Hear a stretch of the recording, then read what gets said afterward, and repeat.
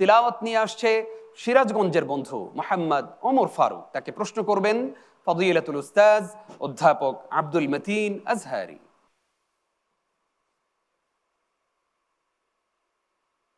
السلام عليكم ورحمة الله وبركاته.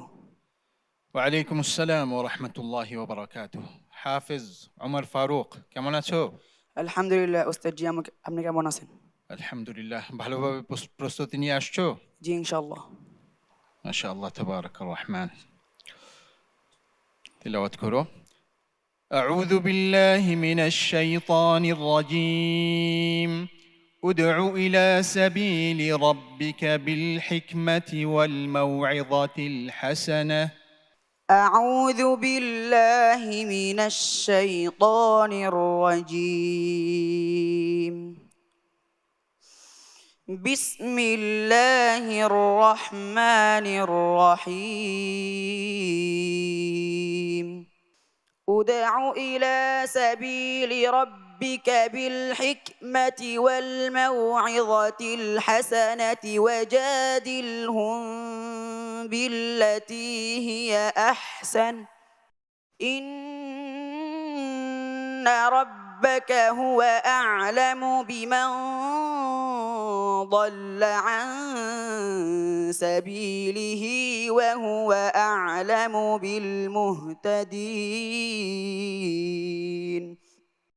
وإن عاقبتم فعاقبوا بمثل ما عوقبتم به ولئن صبرتم لهو خير للصابرين. واصبر وما صبرك إلا بالله ولا تحزن عليهم ولا تك في ضيق مما يمكرون. إن الله مع الذين اتقوا والذين هم محسنون. بسم الله الرحمن الرحيم. سبحان الذي أسرى بعبده ليلا من المسجد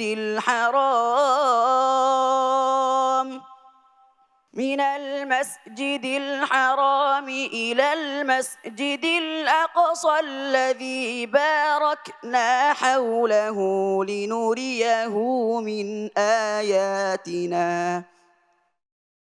إنه هو السميع البصير.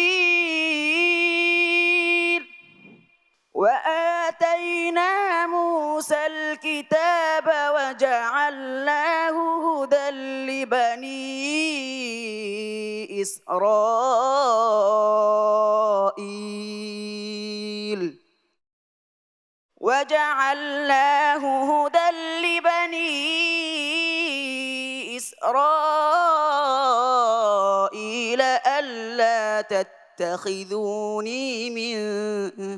ألا تتخذوا من دوني وكيلا. حسبك. صدق الله العظيم. মাশাআল্লাহ। প্রিয় দর্শক, প্রথম প্রতিযোগী হিসেবে সিরাজগঞ্জের বন্ধু অত্যন্ত সুন্দর কণ্ঠে আমাদেরকে তেলাওয়াত শোনালো। আমরা এবার তার তেলাওয়াত সম্পর্কে প্রশ্নকারী উস্তাদের কাছ থেকে মন্তব্য শুনতে চাইব। বিসমিল্লাহ, মাশাআল্লাহ। ওমর ফারুক ভালো হাফেজ।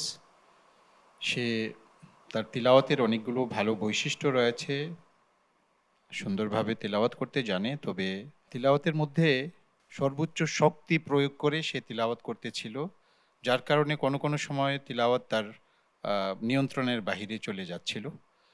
আর হচ্ছে কোনো কোনো ক্ষেত্রে একটু সুরের মধ্যে রুক্ষতা প্রকাশ পেয়েছে।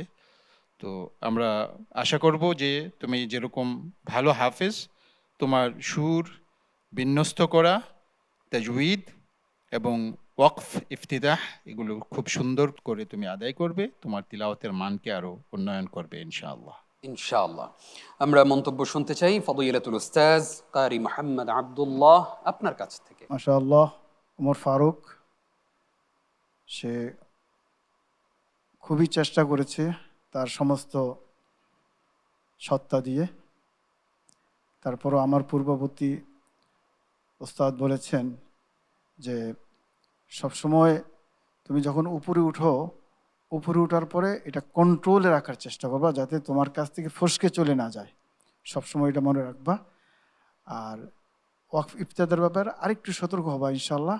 আর পড়াটাকে আরেকটু মসৃণ করার জন্য চেষ্টা করবা। বারাকাল্লাহু ফিক। আমরা মন্তব্য শুনতে চাই আমাদের আরো একজন বিজ্ঞ বিচারকের কাছ থেকে ফদিলাতুল উস্তাজ শেখ আবু সালেহ মোহাম্মদ মুসা। ওমর ফারুক, মাশাআল্লাহ, সুন্দর তেলাওয়াত।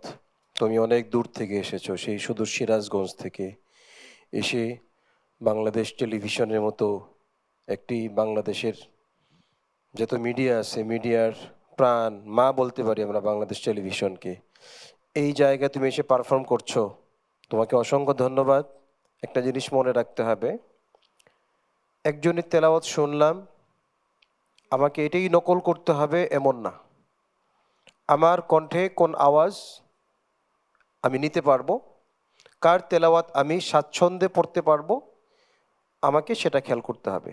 আমি আশা করি তুমি এই বিষয়ে তোমার উস্তাদের সাথে পরামর্শ করে তুমি কোন সুর নিবে, কোন আওয়াজে পড়বে, এটা তুমি ঠিক করে নিবে। আল্লাহ তোমাকে তোমার মনের নেক বাসনা পূর্ণ করার তৌফিক দান করুন। আমিন। ওমর ফারুক, তোমার জন্য অনেক অনেক শুভকামনা এবং দোয়া। আগামী পর্বতে অনেক ভালো করবে ইনশাআল্লাহ। আসসালামু আলাইকুম ওয়া রাহমাতুল্লাহি ওয়া বারাকাতুহু।